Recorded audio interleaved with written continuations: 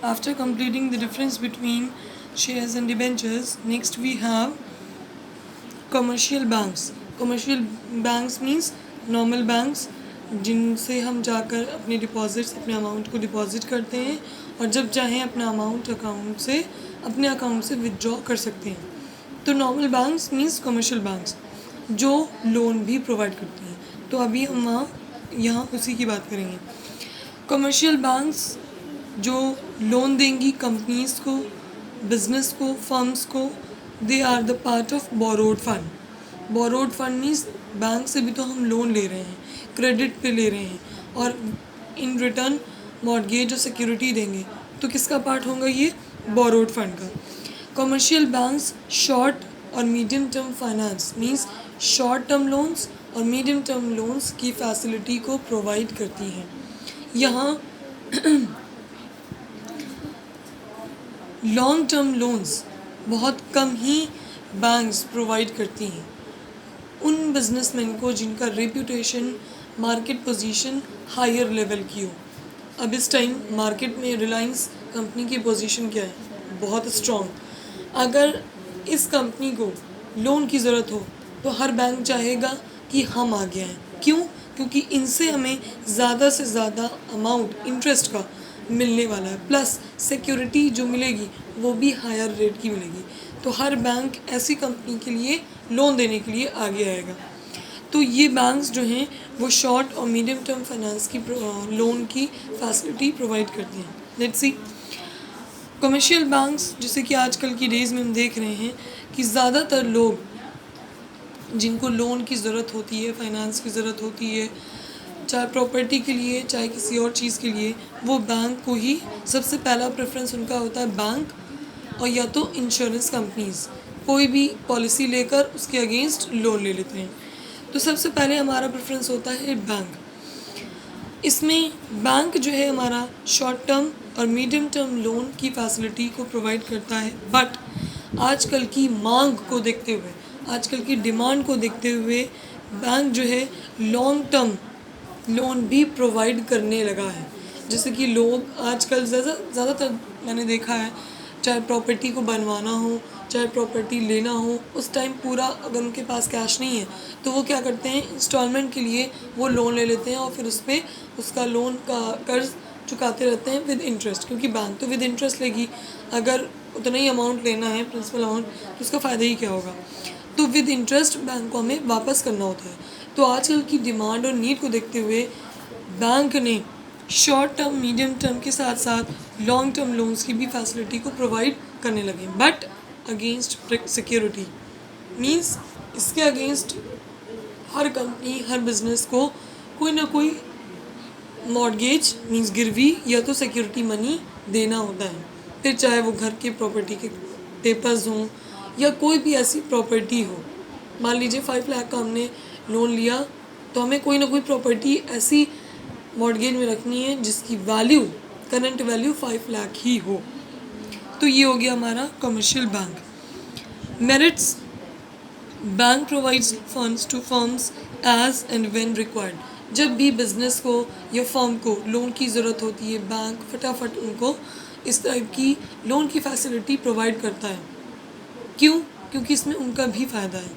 जितना वो higher rate of interest लगाएंगे लोगों को उनको प्रोवाइड करना है. मान लीजिए आज के टाइम पे अगर हमने 5 लाख रुपीज़ लिया और उसको 5 साल तक के लिए हमने लॉन्ग टर्म लोन लिया है, 5 साल तक के लिए कह दिया कि भाई 5 साल के अंदर अंदर हम आपका 5 लाख रुपए चुका देंगे. अब कंपनी क्या करेगी, अपने हिसाब से उस पर रेट ऑफ इंटरेस्ट चार्ज करेगी. तो कंपनी का तो इसमें फ़ायदा ही है. 5 लाख 5 साल के अंदर चुकाते चुकाते तो वो 20 लाख हो जाएगा जितना आपको इंटरेस्ट पे करना होगा. प्रिंसिपल अमाउंट तो बहुत कम सा है लेकिन इंटरेस्ट जो पे करना है, जो बैंक के अपने खाते में जा रहा है वो ज़्यादा होता है. तो हर बैंक लोन देने के लिए ऑलवेज रेडी होती है, बस उनको सिक्योरिटी चाहिए. Next, the bank keeps the information of borrower confidential and the business can maintain its secrecy. Bank क्या करता है कि बिजनेस की सीक्रेसी को मेंटेन करता है. भाई किसी बिजनेस फर्म को या किसी कंपनी को ज़रूरत है, बैंक है, उनकी जितनी भी लीगल इन्फॉर्मेशन है, जितनी भी रूल्स एंड रेगुलेशंस हैं, टर्म्स एंड कंडीशन है, पेपर वर्क है, सबको कंप्लीट किया और बैंक ने आपको वो कैश, उतना मनी दे दिया और वही टाइम डिसाइड हो गया कि कितना रेट ऑफ इंटरेस्ट आपको लगेगा और कितने टाइम पीरियड में आपको उसको चुकाना है। इसमें कहीं पर कोई भी ब्यूरोक्रेट्स, कोई भी थर्ड पार्टी, कोई भी ब्रोकर्स, कोई भी मिडलमैन इंक्लूड नहीं है। तो इससे क्या हुआ, जो सीक्रेसी है, जो कॉन्फिडेंशियलिटी है, जो बीच की इंफॉर्मेशन है, वो कहीं पर भी लीक नहीं होती और कंपनी की अपनी एक रेप्यूटेशन बनी रहती है। ठीक, तो एक ये मेरिट होता है। No formalities of issue of prospectus. यहाँ हमें बैंक से लोन लेने के लिए किसी भी तरह का एडवर्टाइजमेंट, किसी भी तरह का प्रॉस्पेक्टस को इशू करने की ज़रूरत नहीं है। जैसे आपको याद हो पब्लिक डिपॉजिट में हमने आपको बताया था कि पब्लिक डिपॉजिट के लिए हमें क्या करना होता है, एडवर्टाइजमेंट निकालने होते हैं। शेयर्स को इशू करना है, शेयर के ज़रिए अगर हमें अपने फाइनेंस को रेस करना है तो हमें शेयर्स को बेचने के लिए भी एडवर्टाइजमेंट देना होगा कि कंपनी कितने शेयर्स बिक रहे हैं, those who want to interested come and purchase it. Same with the debenture. लेकिन बैंक से अगर हमें लोन लेना है तो there will be no advertisement cost, there will be no cost of prospectus. कोई भी प्रॉस्पेक्टस, कोई भी एडवर्टाइजमेंट हमें इशू नहीं करना होगा। It is a very flexible source as loan amount can be increased as well as decreased. अगर हम चाहें तो लोन के अमाउंट को इंक्रीज़ भी कर सकते हैं और डिक्रीज़ भी कर सकते हैं at the time of taking loan.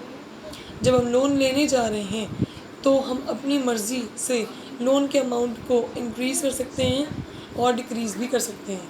लेकिन अगर शेयर में एक बार हमने अमाउंट एक शेयर का फिक्स कर दिया, मान लीजिए 2000, तो अब उसमें डिक्रीज़ इंक्रीज़ नहीं कर सकते।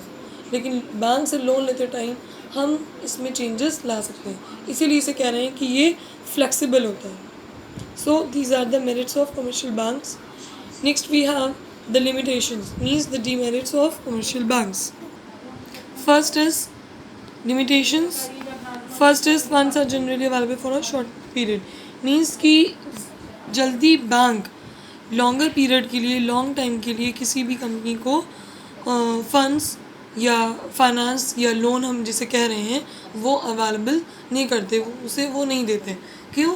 कि जब तक किसी हायर और बिगर कंपनी, हाई रेप्यूटेड कंपनी की मांग ना हो तो तब तक वो लॉन्गर पीरियड के लिए लोन प्रोवाइड नहीं करते। ज़्यादातर नॉर्मल कंपनीज को वो शॉर्ट टर्म पीरियड के लिए ही फंड्स को प्रोवाइड करते हैं। So this is the demerit. Next is कि किसी भी कंपनी को देने से पहले बैंक डिटेल्ड इन्वेस्टिगेशन करती है। डिटेल्ड इन्वेस्टिगेशन मतलब जिस कंपनी को हम पैसा दे रहे हैं, जिस कंपनी को हम लोन दे रहे हैं, क्या वो बैंक का पैसा चुकाने में समर्थ है कि नहीं। मीन्स कंपनी, बैंक का पैसा ऐसा तो नहीं कि डूब जाएगा, ऐसा तो नहीं कि कंपनी ने बहुत टाइम तक लॉस ही लॉस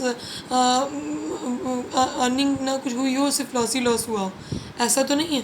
तो इसकी डिटेल इन्वेस्टिगेशन होती है कंपनी की फाइनेंशियल स्ट्रक्चर, फाइनेंशियल पोजीशन और उसके अफेयर्स की, कि इसके बैंक के अलावा कंपनी ने कहीं और से तो नहीं लोन लेके रखा है, कहीं कंपनी की फाइनेंशियल पोजीशन बहुत बैड तो नहीं है, बहुत नीचे गिरी हुई तो नहीं है, ऐसा तो नहीं कि बैंक का पैसा जो लोन के में मिल रहा है ऐसा तो नहीं है कि वो डूब जाएगा।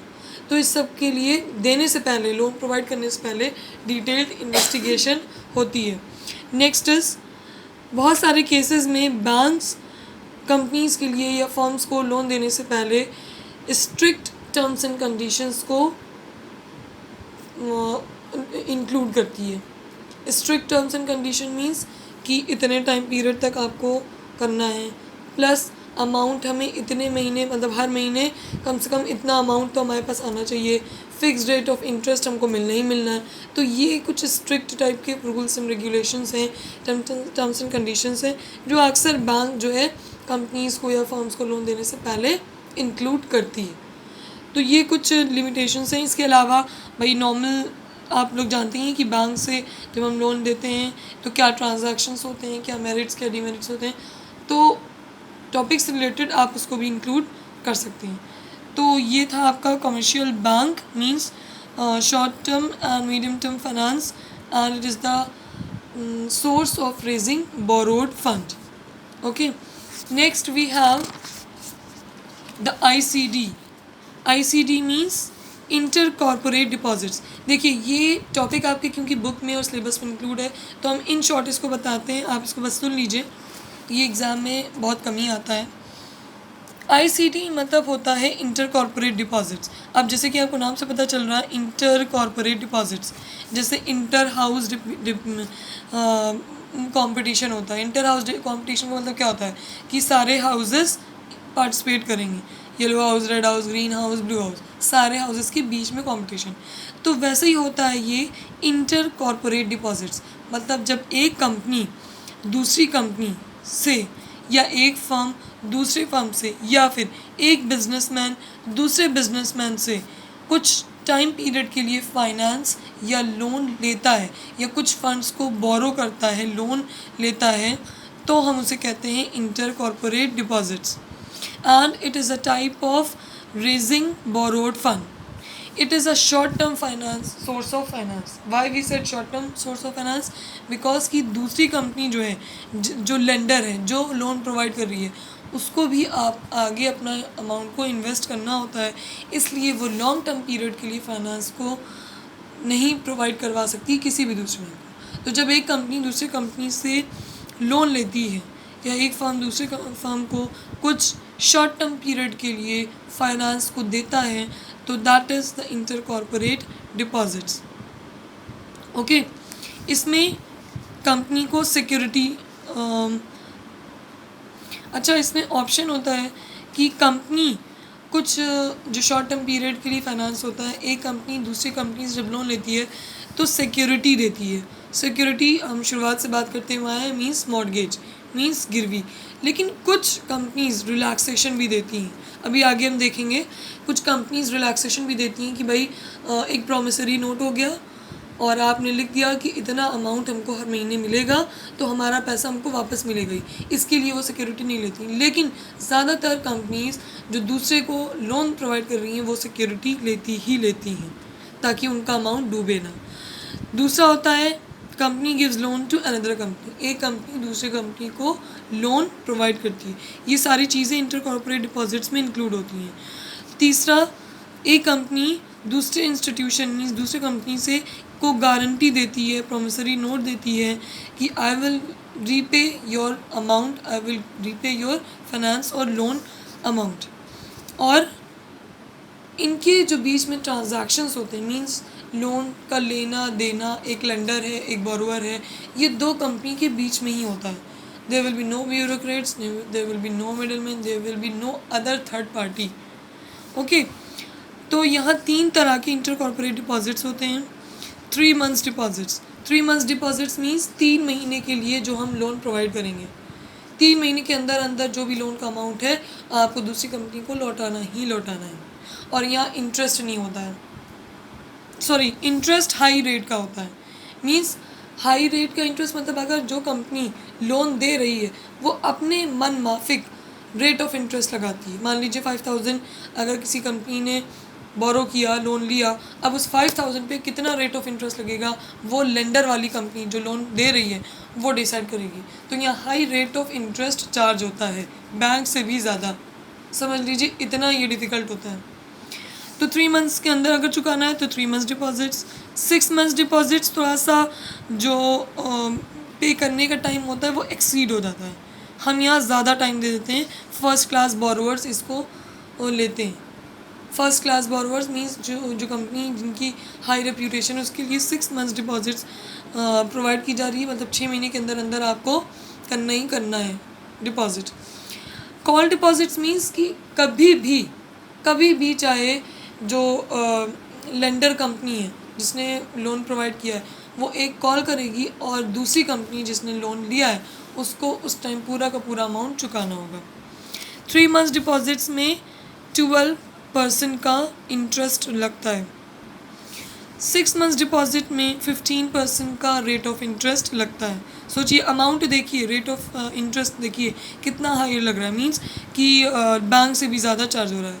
और कॉल डिपॉजिट में 10% का सबसे हाई लगता है 6 मंथ्स डिपॉजिट का, मतलब जितना लोन का रीपेमेंट की डेज़ या मंथ्स हम बढ़ाएंगे उतना ही हम रेट ऑफ इंटरेस्ट भी बढ़ाएंगे।